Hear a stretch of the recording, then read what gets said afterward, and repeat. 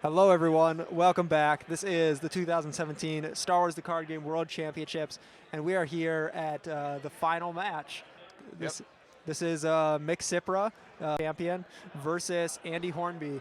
Andy Hornby worked his way up through the losers bracket and just defeated Mick in last game. So they are about to play again. At this point, the winner of this game is the world champion. They're on equal footing now. Andy is going to be playing his dark side deck, which we've seen a couple of times throughout the day. That's Imperial Navy, and the objectives are 2 copies of Endor Entrapment, 2 copies of the Tarkin Doctrine, 2 copies of Enforced Loyalty, 2 copies of Might of the Empire, 1 Entrenched Defense, and 1 Technological Terror, which brings that Death Star and all the resource ramp. Mm-hmm. And he is going to be playing against Mick, of course. Mick is running something quite similar to the Spark of Rebellion decks that we've seen kind of throughout the day. A little bit different, of course. He's running 2 copies of May the Force Be With You, 2 copies of Spark of Rebellion, 2 copies of The Last Warrior with Zeb. Then he has 2 copies of Haunting the Empire, which is the Harrison Dula Ghost Phantom set. And then he also has 2 copies of Sacrifice at Endor, which is the objective set that has some Ewoks and then the Funeral Pyre. And the Funeral Pyre allows Mick to make sacrifices at key moments to get focus tokens on enemy units. That's correct. Enemy characters. Yes. Of course, Andy has a lot more in the way of ships, capital ships, than he does characters, but those characters can be crucial when they come in. Yep, absolutely. So both players are shuffling up here. This has been an excellent tournament so far. They've been going hard at it since 9 o'clock this morning, playing through the ranks of this double elimination tournament. And it all comes down to this. We'll see if the might of the Imperial Navy can crush some plucky Jedi and smugglers. And rebels. and rebels. Harrison Dula and everyone. They're so plucky. Mick's deck has a bit of an interesting twist in that it is actually 3 factions with the Harrison Dula objective set in the Rebel faction. And just he's looking to bring her in either through a Spark of Rebellion or Zeb Arroyo. That objective set has influence, so he can bring her in by paying for it on that one, or if he reveals the Rebel objective set. Yep, with the advent of these Spectre cards, tri-faction decks have become a lot more possible. Mick shuffling up his objectives here, or rather Andy's objectives. Andy's objectives. Exactly. It's going to make you don't want to see the Tarkin Doctrine come in if you're Mick. Yeah. Tarkin Doctrine forcing you to pay to make it engagement of your choice. Unfortunately, all of those Imperial Navy objectives are pretty nasty. There aren't too many ones in there that you want to see. Well, that's the mark of a good player. Yep, he does have Tarkin Doctrine in there, Might of the Empire and Entrenched Defense, and Endor Entrapment. And I expect we see Endor Entrapment go on the bottom like he's got right there.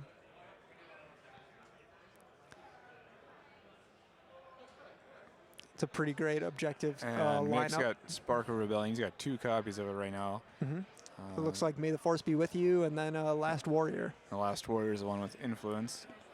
So he's certainly got to keep 1 May the Force Be With You and 1 Spark. And the question is, does he take 2 Spark, 2 shots each turn for that extra unit? Right. I almost think we're going to see the Last Warrior come in. Yeah, Last Warrior could be good. We know he's got can help Hera turn off those Ghost. mouse droids. But looks like we might be going double Spark. Yeah, maybe not. Thinking about it. I've been wrong about 75% of the time we play. What are we choosing? Yep, Last Warrior going on the bottom. 2 Sparks and May the Force Be With You. Which is interesting here, as it leaves Mick with his faction is he's just got his affiliation card, and then he's got Jedi at this point. But he's going for just coming in from autoplay from the top of his deck. Yep. Andy Hornby considering his options. I think I see Chimera in there. He's got a Gladiator. Deciding if this is a hand that he feels like keeping. Yeah, there's the handshake. And there, as we said, Tarkin Doctrine, Entrenched Defense, and Might of the Empire. Double Spark, and may the Force be with you.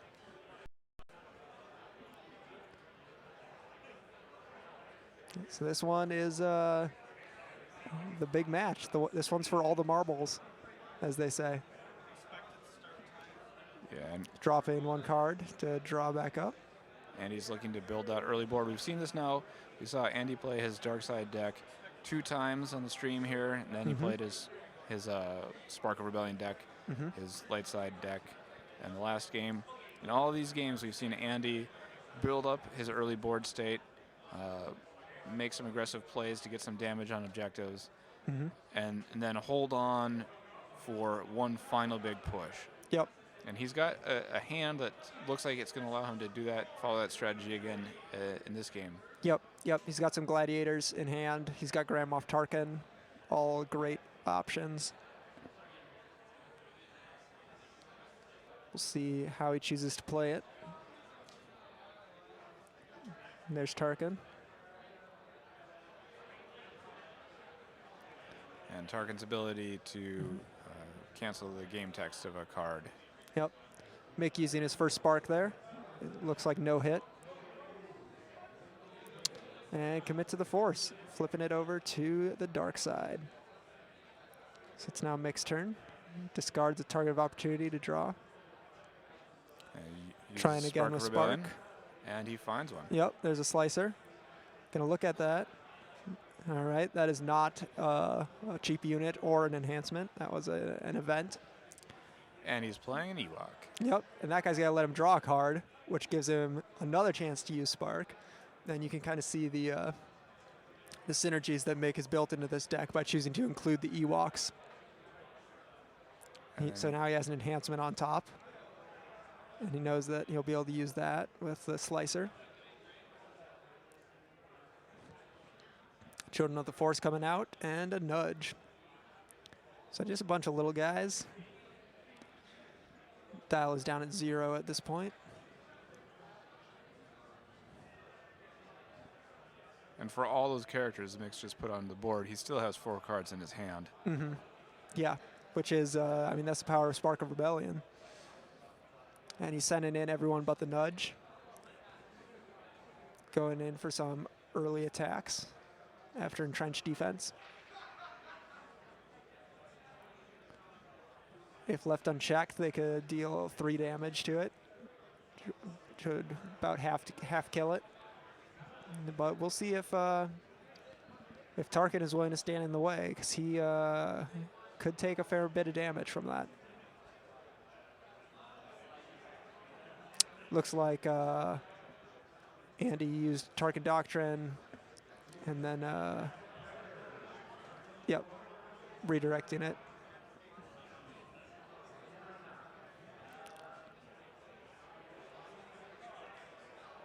So Mick going in with all those characters, it's going to leave him open for Andy's next play.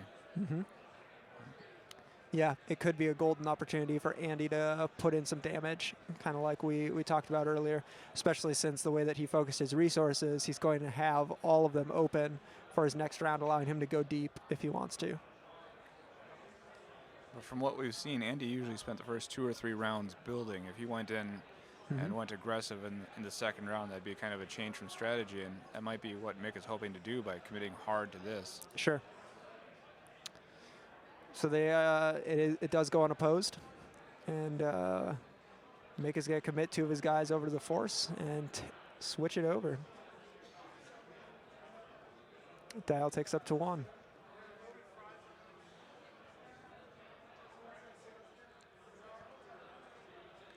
We'll see if Andy ditches any of his cards to draw new ones here. Looks like he might be chucking that defense platform. Got 2 Gladiators and Chimera in hand. There's another Gladiator, Lieutenant Mythal, and a Twist of Fate.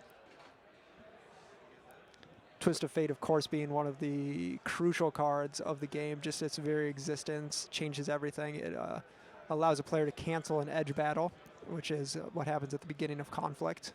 And force a new one to start. Exactly. It's been one of the defining cards in that whole edge battle bluffing game since the very outset. Yep. And it continues to be so. So there's a gladiator coming in. And it looks And like I think we'll probably see another one. Yep.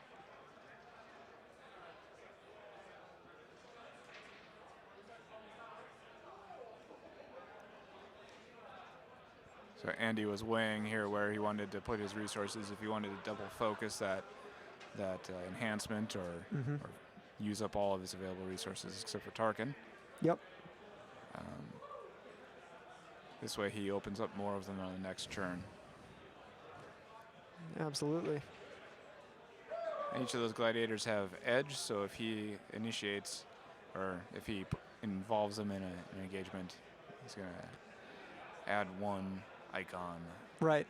And their ability allows you to put a card into the edge stack. But he's moved past the conflict phase. They're going to the force struggle, and he commits gladiator to the balance. Yep. Takes it back to the dark side, preventing Mick from dealing damage to one of his objectives. Mick uses that slicer there to just grab a Dagobah Training Grounds, get that resource acceleration at the end of Andy's turn there.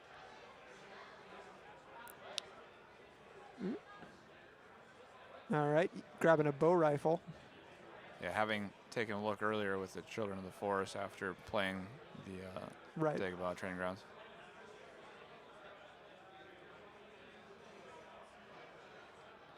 Mick carefully measuring each of his timing steps here. Yep.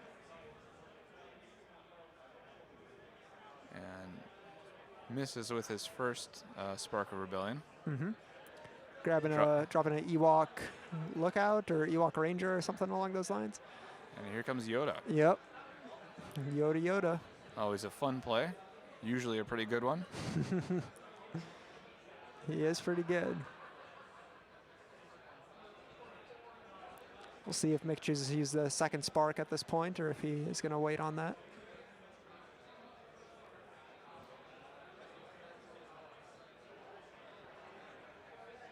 Well, he's used both the children and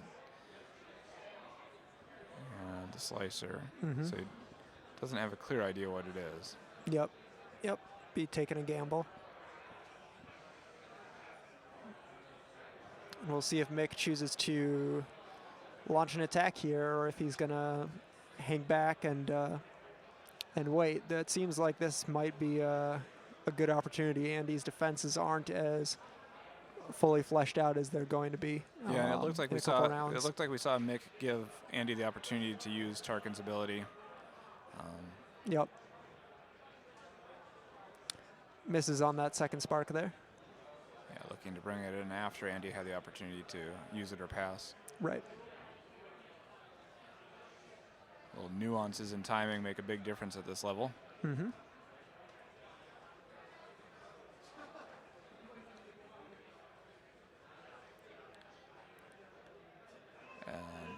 We have a giant crew all Everyone racing but the after nudge. the damaged objective. There's some Ewoks, there's Yoda, there's a Slicer, Children of the Force.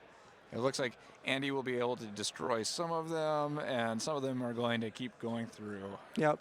Although Mick might have a hard time winning the Force if Andy chooses to defend with those gladiators.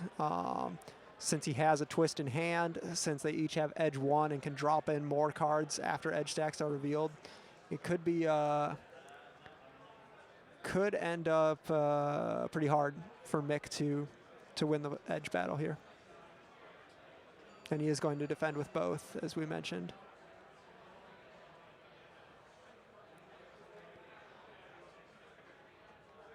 So now Mick has to figure out where he's going in with this. And there's that twist that we talked about going into the edge battle. Yep, and then Mick's got to play the second card before Andy has to decide if he wants to play another one. Andy's looking at his hand. Yep. It's the bluffing game at this point in time. Am I going to put in my second card? Am I going to pass? I'm going to pass. Twist, the target of opportunity, and a bow rifle. And the target of opportunity is a fate card. It has a higher numerical values of the twist happens before it, cancels the edge battle before the target of opportunity goes off, and there's no damage coming from the target of opportunity. That's correct. So now they go again, but Mick's only got one card in his hand, it looks like. Plays it down. Yep. Oh, it looks like he just passed on. Yep. Look that way. And he just pitches a card, I guess, to cycle through. Cycle faster, yeah. Could be. All right. If so he is cycling faster, what is he looking for? He's looking for probably moment of triumph. Moment of triumph. Yeah. Yep. That's an event that destroys all units with cost 2 or lower.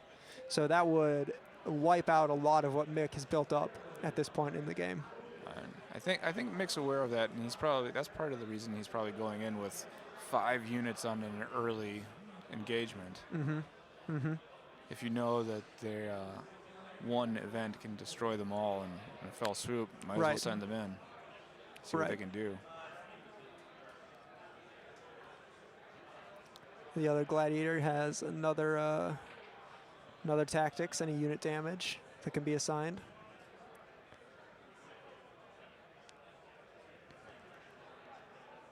Yep, you putting the unit damage on Yoda. Yeah. Because you might draw up and be able to destroy all of those 2-cost units. And you don't double focus Yoda, both because he's elite and because you're just going to use May the Force be with you to probably commit him to the Force in a moment and win the Force back. Exactly. And so there's a reaction to the Force phase starting. Andy using Grand Moff Tarkin to blank May the Force be with you, keeping Yoda from winning it. That is a clever play, and that's going to keep Yoda from. He's no longer available as a defender. If Andy can get, it looks like he's sitting on double tactics with no way for Mick currently to prevent it, unless he draws something from Spark of the Rebellion. Yeah, we'll see. So that could just keep Yoda from acting again in the course of this game if he keeps piling through like that. Dropping a gladiator, there's a moment of triumph right there. Heat of battle, the Imperial Fist, that'll help to move damage. There's the Death Star. Nowhere near enough resources to play it at this point, so it's probably just an edge card. But that moment of triumph is a huge card for Andy right now. That is definitely what Andy wanted to see.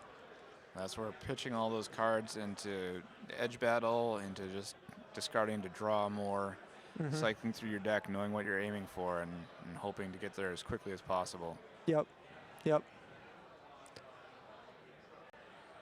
Although we did see Mick manage to destroy one of the Star Destroyers with that last engagement. Yep.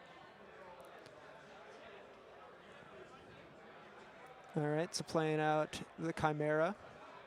And that's gonna tap him out of resources to play Moment of Triumph at this point. And I think that's totally fair because Andy is not in imminent danger. No, and of the units that Mick currently has on the table, one is double focused, one is a nudge, which isn't going to be part of anything unless it has to be. And then that Moment of Triumph, you really want to have it in your hand, but you don't necessarily want to play it as soon as you get it. The Slicer and the Children of the Force are solid units for Mick at this time. Ewok solid with the tactics. Does it have tactics or is that It blast? does have tactics, yeah. Right, and tactics are always valuable for forcing the shape of a conflict phase. Yep. All right, so Mick's gonna spark here. Didn't work. And it's apparently not an enhancement either, as we don't see the Slicer doing anything. Yep. And just going to sit back and take the Force. Turn goes over to Mick at this point. So at this point, both players still doing pretty much what they want. We know what's in Andy's hand. That's bad news for Mick. That moment of triumph. Taking a look at Mick's hand, we got Yoda. You see Yoda. Another nudge. And I thought I saw Kanan in there also. So Kanan would give him a little more resilience. There's a Kanan. Yep, there it is. Go grab him. That'll work. There's a little more resilience when that moment of triumph comes. Yep, exactly. Gonna look. Oh, and it's we'll enhancement. Look at that. Get some fortifications for that Spark of Rebellion. a little bit more resource as well.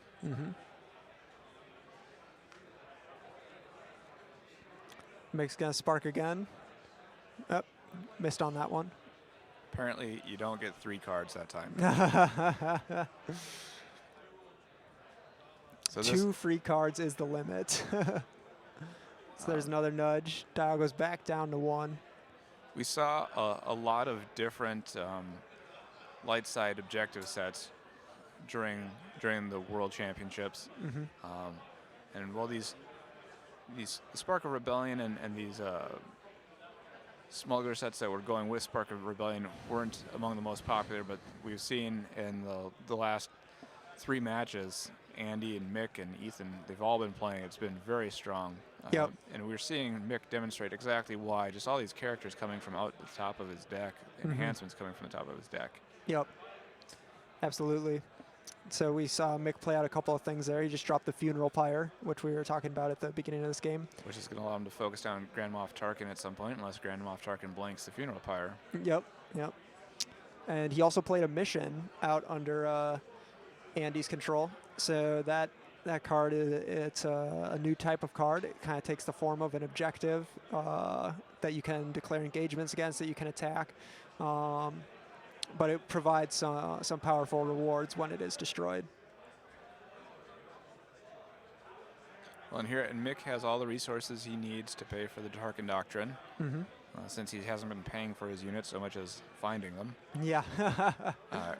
Recruiting them, rallying them to the cause, exactly. Inspiring them to join the rebellion. The other nice thing about the Funeral Pyre for Mick is that with his Yoda objective, he's able to commit units to the Force, remove their focus tokens.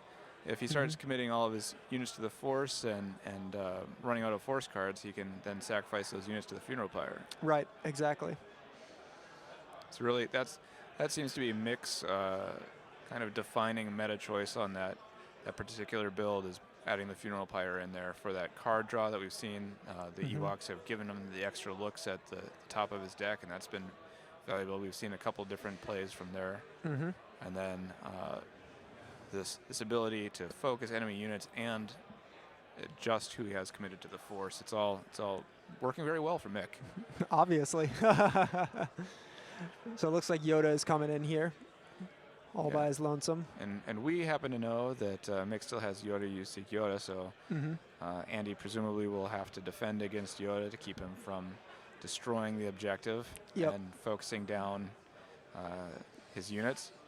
And in defending, that'll leave him exposed for Yoda to make a second attack, provided he destroys Yoda, which I presume if Mick wins the edge, he's going to let that unit destroy the Yoda on the table that only has 1 health and go get the other one. Yep. Looks like Andy does have another twist in hand. He has the Imperial Fist. He has the Death Star. He has the Death Star. Andy's edge hand is pretty strong right now, even though as far as units on the battlefield, Mick definitely has strength in numbers. So it looks like Yoda has declared an attack, and Tarkin is defending. I think Tarkin is defending. Yes. A little subtle repositioning of the cards. Yep. Extra sneaky. All right, heat of battle. Just gonna take out Yoda there. Bye, Yoda. All right, but now Tarkin is going to have to focus to strike. He's going to have to focus twice. Yep, but he will be able to use his tactics to focus down someone like Kanan, who could have swung in for damage. Sure, and then see, this is where Mick is going to be able to sacrifice that Ewok that's committed to the Force. Yep. Put another tactics icon, put another focus token on Grand Moff Tarkin. Right. So that he won't be able to remove all of them with his elite.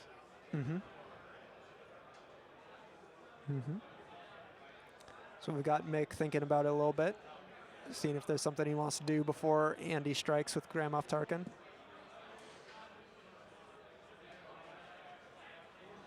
What do you do if you're Mick in this case? Do you let him strike? I let him strike and get double focused personally. Yeah, I think that's probably the.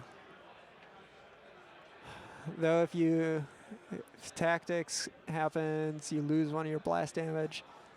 Looks like Mick is choosing to. He's gonna sack that Ewok.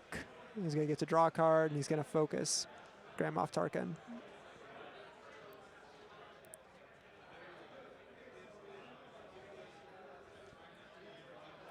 So we'll see what Mick declares as his next engagement here. Here we go, and then now he can declare an engagement with an Ewok, another tactics icon, force Andy, draw him out with one of those Star Destroyers. Right.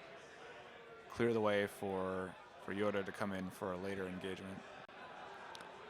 All right, looks like the Ewok and the Slicer and the Children of the Force all coming in together maybe. Nope, no Ewok. Kanan, there we go. All right, so we've got 3 going in.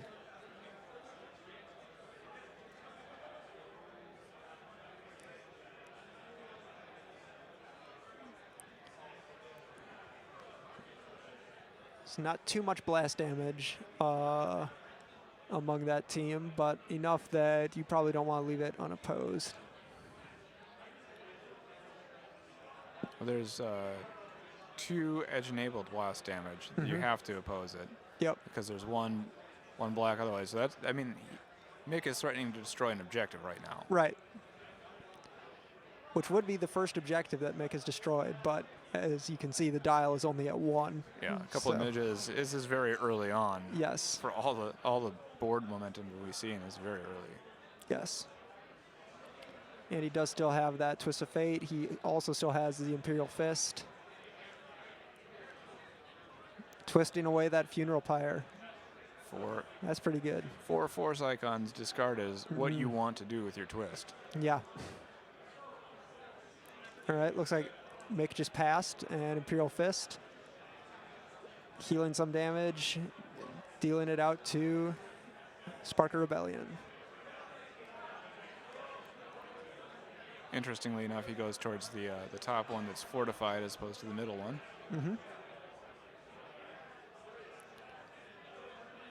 Kanan gets taken out with the unit damage there. Slicer gets focused down. Yeah, this is an expensive engagement for Mick. I'm a little surprised he went with all of that as opposed to going with the tactics first. Apparently he's holding the tactics for defense. I'm not sure. Yeah.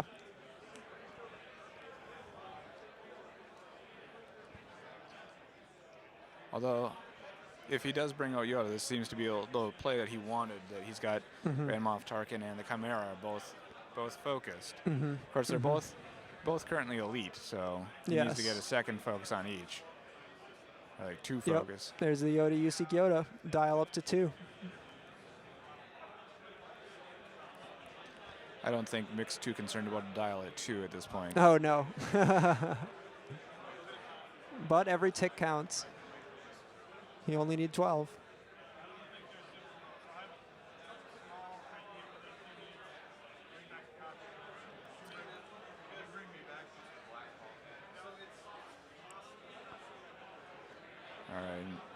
And Andy not having any ready units at this point. He didn't have an early warning system or anything to help free up his guys. So it looks like Yoda's going to be able to swing in and then claim the force back with. Take it home. So choosing to swing just with the Ewok. Or maybe Ewok and Yoda. We'll see. I personally, if you're going to swing with the Ewok, you go Ewok yeah, and you Yoda. You have to swing with both of them, yes. Attacking that mission up there at the top.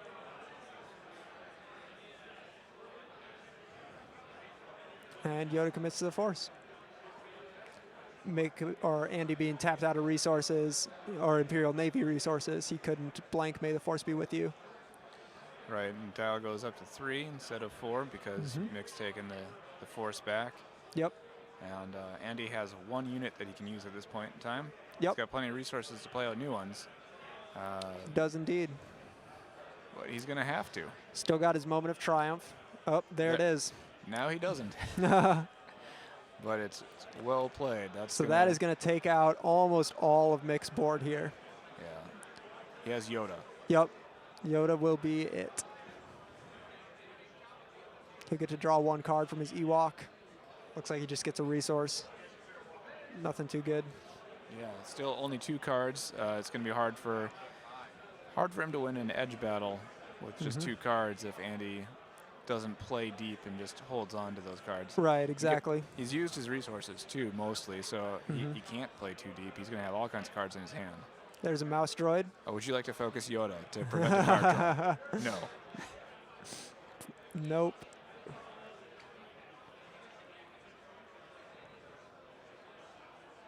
Mick, of course, making Andy think about it. Am I going to focus? No, I won't focus.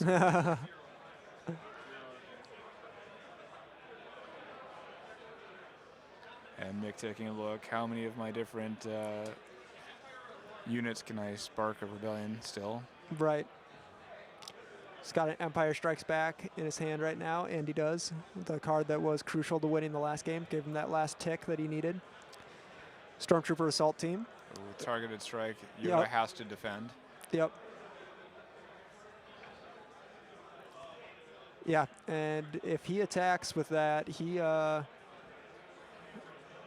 could be looking at taking out Yoda. Taking out Mick's whole board at that point. Yep.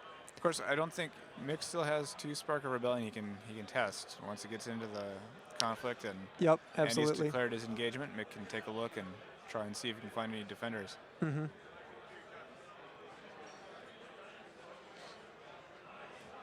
there it is. Stormtrooper Assault Team coming in after Spark of Rebellion. He's going to look for it. Oh, he got someone. Oh, Hera. There you go. Blocking with both. Definitely a good find for Mick. One of them maybe just. Oh, wow. Oh.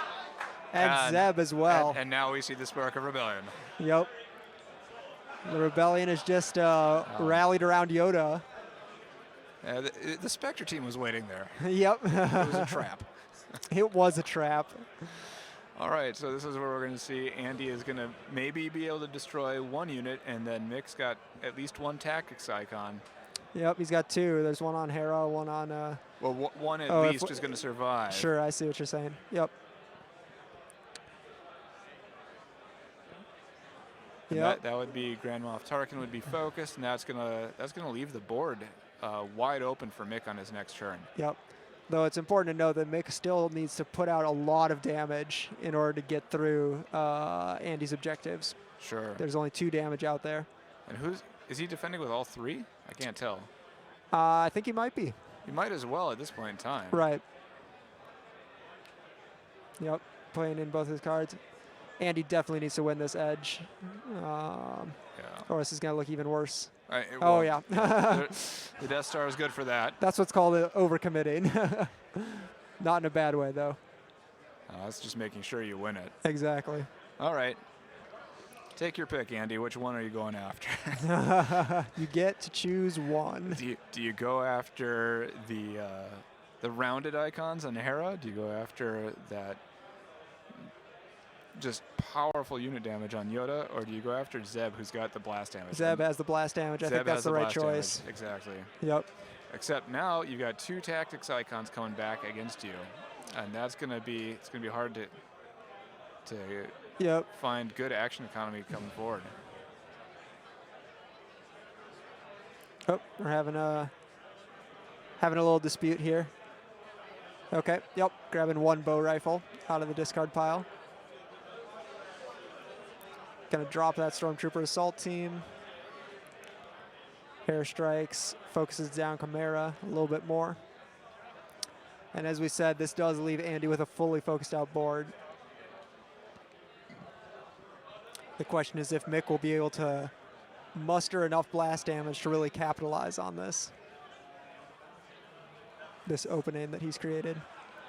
Yeah, well, he's going to draw a hand of 6, and he's going to have at least... Well, he's going to have 2 opportunities. He's going to have an opportunity to spark here before he draws. Oh, wow. This is Kanan. It's all coming up Spectres for Mick. Gross. Everything's coming up specters. So now, take another look Gonna do another before one. you draw. Okay. No. All right, now you can draw. draw. And he still has all his resources open. Yuck. That was a really big play. I mean, people have talked about how the Spark of Rebellion deck can be very swingy, whether or not you find those units, and there we saw things swing heavily in Mick's favor on that last turn. Absolutely.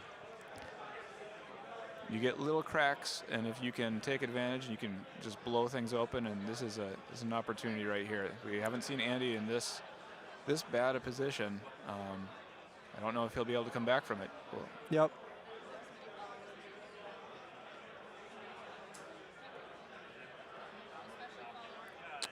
Playing out the Ewok lookout, grabbing a bow rifle, throwing that on Hera. That's more blast damage. Yeah, and you got the funeral pyre sitting there still for just in case, Andy should happen to get a character unit. Yeah.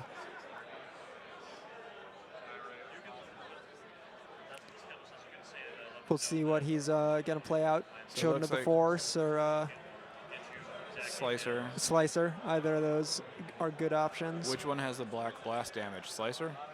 Slicer has the normal objective damage. I think Children have a edge enabled, which is functionally the same thing at this point since Andy has no defenders. Sure, I guess the question is what you're looking.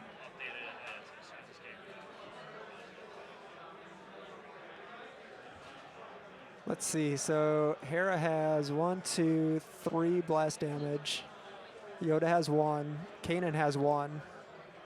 So unopposed from Kanan and Yoda is going to be enough to destroy one of the objectives, and Hera's enough to destroy the second. Yep. He needs one more blast damage to go after the mission if he wants. But, okay, they're going into... Yep. So Hera destroys the first one there. So Mick deciding not to play everything from his hand. Mm-hmm.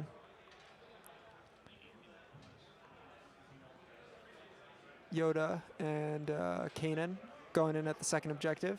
Yeah, but this is where Mick has got mind what you've learned. Gross. Oh. Well equipped to remove a focus token from Hera. I think that might be the game in Mick's favor.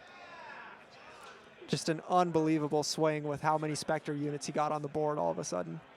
That's a second objective destroyed for Mick.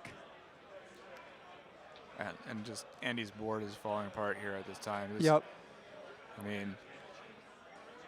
Yeah, that attack went disastrously wrong. Well, Mick played right into Andy's moment of triumph. All those little units going out early in the board. Yep. Didn't see all the big units. Didn't have the way to survive Mind of or moment of triumph. Andy played it, and then that's where all the big units came out. That's.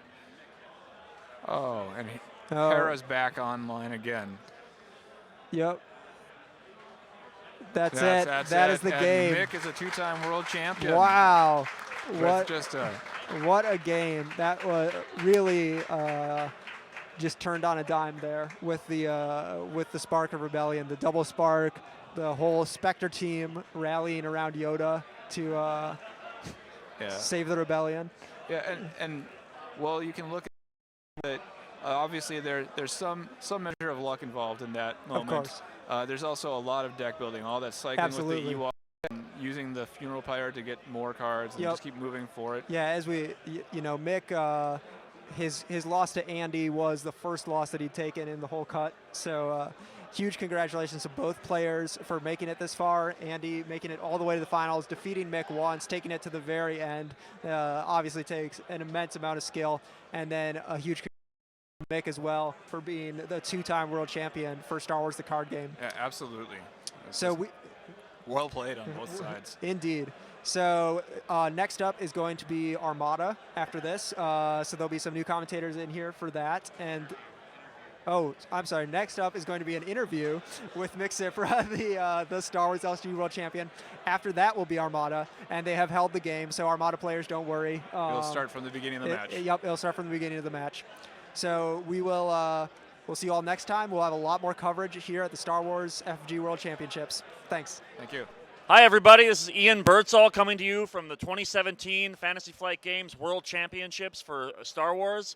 And I'm here with Andy Hornby from the United Kingdom, who just came up short but made it second place against our world champion, Mick Cipra. Andy, congratulations. Thank you very much. Thank you. Yep. And Andy's been playing the game since its inception. Andy, this is your highest finish in any in the tournaments. Yep. What do you have to say about your experience here today? It's a dream come true, to be honest. I've been coming to Worlds for 4 years. I've been playing the game since it came out. Never made the cut, always been on the bubble. So just making the cut yesterday was a dream. And making it all the way to the finals, I think I used all the luck that I had up. Lost the first game, did it the hard way, won every game since then. Got lucky on the dice rolls and the coin flips to play the decks I wanted to play, see the opponents I wanted to see. And played the friends that I've made over the past 5 years. I couldn't have asked for a better opponent in the finals. Yeah, it was actually a really exciting game. You were able to force a second game because you came from the lower bracket. Star Wars: The Card Game has a double elimination final bracket, and it actually looked right up until the end there. Do you want to talk a little bit about that? Yeah, again. As painful as it might be. No, I mean, anyone who knows this game knows the controversy around Spectres at the moment. There's not much you can do against that. Just the objective, Mick can get 3 powerful units, 3 mains from his deck. And that's exactly what we saw happen, wasn't it? So I was feeling very confident going into that turn. Wiped his board and had the cards in hand, I think, to consolidate. And Mick just, he plays the good cards. It's basically the deck I played, so I can't fault him too much. I hear if you play all the best cards, that's just the way to do it, right? Yeah, I think it's Tom Malucci's mantra. We learn from the best, so play the good cards, and those are the kind of games you can expect from 2 good players. So can't ask for a better finals and for a better world champion in Mick taking his 2nd title. Yeah, it was really exciting games to watch. Thank you so much. Congratulations, and best of luck in all your future games. Thank you, my friend. Thanks a lot. That was, for those of you who turned in, you guys were treated to a real great finals. We're going to have Mick Cipra step right up here, your 2017 world champion for Star Wars: The Card Game. I'm summoning him now, but he appears to not really. Okay, there he is. Awesome. Mick, congratulations. 2-time world champion. How do you feel today? It's amazing. Yeah. I feel it's elating to win, and I'm very, very happy to everybody who came out this year. The people from Spain, Canada, but actually Australia, France. It really is. Bonjour. Makes it a world's event. And for people who haven't been here, the Star Wars community is a fantastic community. We've been staying up late, having a blast with each other, and these are amazing people. The local people who I play with, they did a fantastic job. We got 5 of us in the cut this year, and they were all above me in seating. Too, in the beginning. So it's great to see them do so well too. So an interesting thing in the Star Wars community. Now, of course, the world champion for all of our games gets a wonderful world championship trophy and a unique, one-of-a-kind world championship playmat. This one featuring IG-88, beautiful artwork. But you have a bit of this community has a bit of a story with their own special prize. Do you want us to tell us a little bit about this? So this is the headband.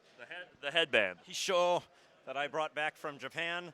I went for martial arts training, Aikido, up in the mountains in Japan. 2015, I was the reigning world champion at the time.